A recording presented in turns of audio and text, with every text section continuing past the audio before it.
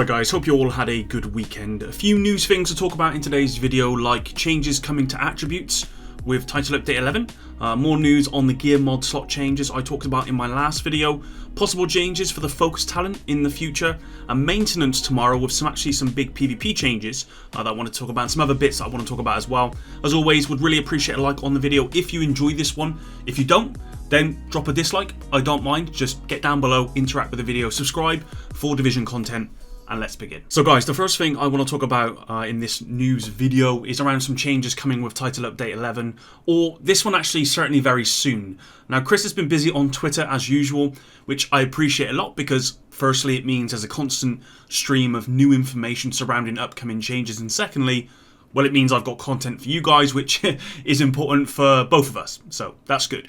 Now this time, Shoot to Loot reached out to Bruce on Twitter and asked, "Hello Bruce, is the attribute health getting some love in TU11? To which Bruce responded saying, "Possibly, it's on my radar, time permitting." So unlike the gear mod changes which are confirmed to be coming with TU11, these changes might or might not make the cut dependent on time. So this is something we've got to look forward to, but I guess that depends on what changes the devs are looking to make to the health attribute. The question I want you guys to answer in the comments, or give your feedback on, you don't have to, is if you were the devs and you have kind of free reign to make some adjustments to the health attribute, what would you do? Now personally, I think the devs have kind of to do one of two things in my opinion. Either they massively buff the attribute itself and the value it brings, or they remove it.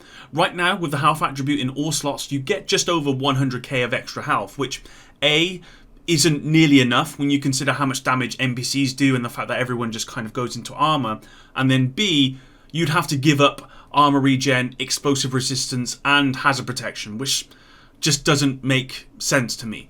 60% hazard protection, which would be way more useful than that kind of 100k health. And if the changes there are any changes made with TU11 to hazard protection as an attribute, maybe they double the attribute, which we don't know if that's coming at the moment. We know they're doubling the actual value on mods, but we don't know if they're making any changes to hazard protection as an attribute.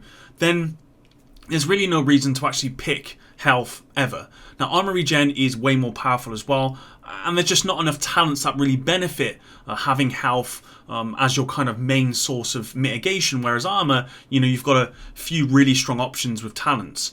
Health just doesn't compete with most of the other attributes you could replace it with. I'd even just straight up recal it away and use a red or a yellow attribute like skill haste or crit chance, for example.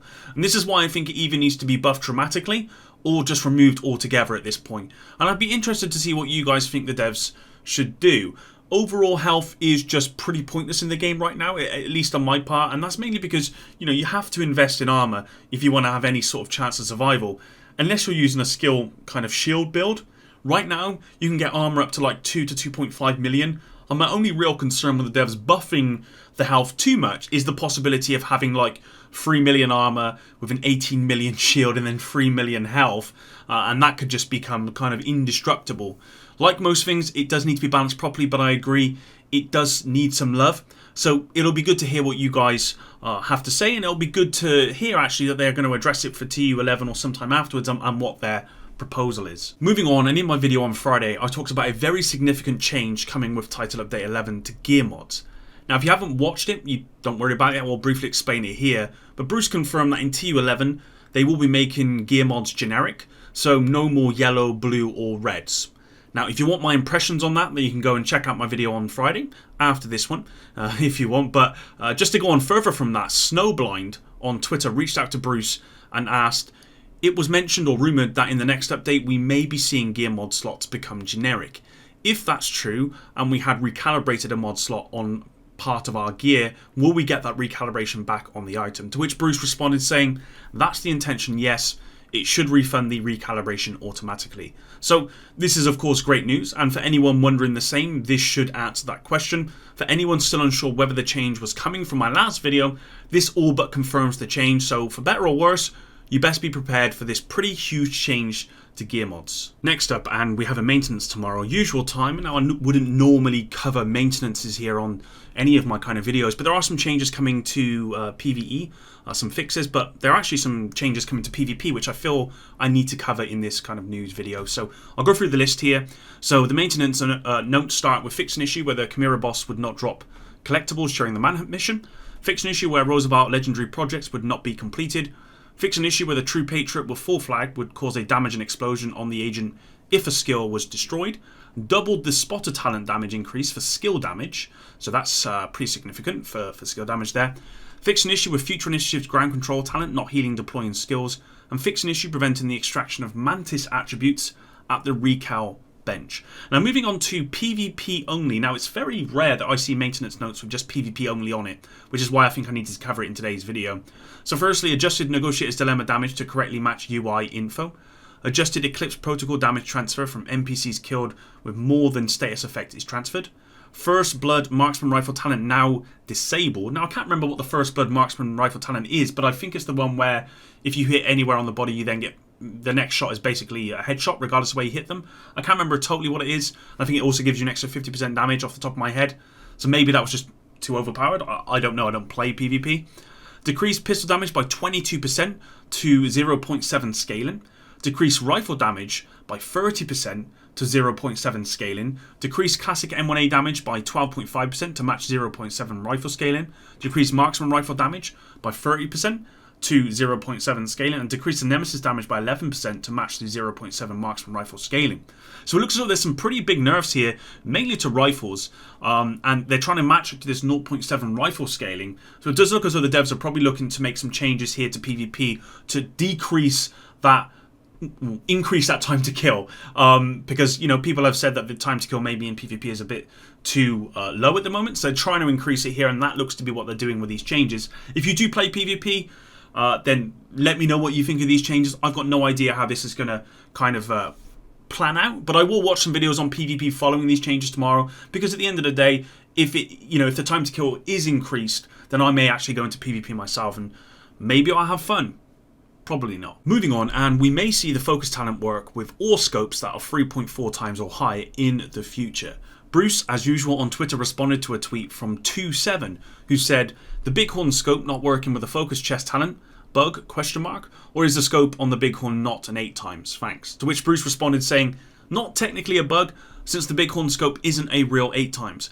I would like focus to work when looking through all scopes 3.4 times and higher, but it's not an easy thing to implement, unfortunately." So this response from Bruce does mean it's something they want to do, or certainly what Bruce wants to do, but some technical things might make it quite difficult to achieve, hence why it's not in the game yet. Will this be something we get in the future? It's very possible that focus will work on scopes that are 3.4 times or higher in the future, and I want you guys to let me know what you think about that. I think it could be a good thing, but like most things, we just don't know until it's in the game. Next up, and I'm seeing reports of the NPC tune-in feeling like it's been reverted with TU 10.1 compared to what it was like before TU 10. Now, lots of people saying the NPCs have become over-aggressive again, sprinting without any kind of care for their life behind you to flank with incredible accuracy. And I've got to admit, I kind of feel that way as well. I don't know if anything has changed per se, but I certainly feel like the NPCs on Heroic, they've just become more aggressive recently. Numerous occasions I've been completely caught out, which is of course my fault, but this rarely happened before TU 10.1. It might not have changed at all, and I could be that I've just had some bad moments, but when I see all of these reports of people saying that this is happening, it kind of makes me think that maybe something has changed. I don't know.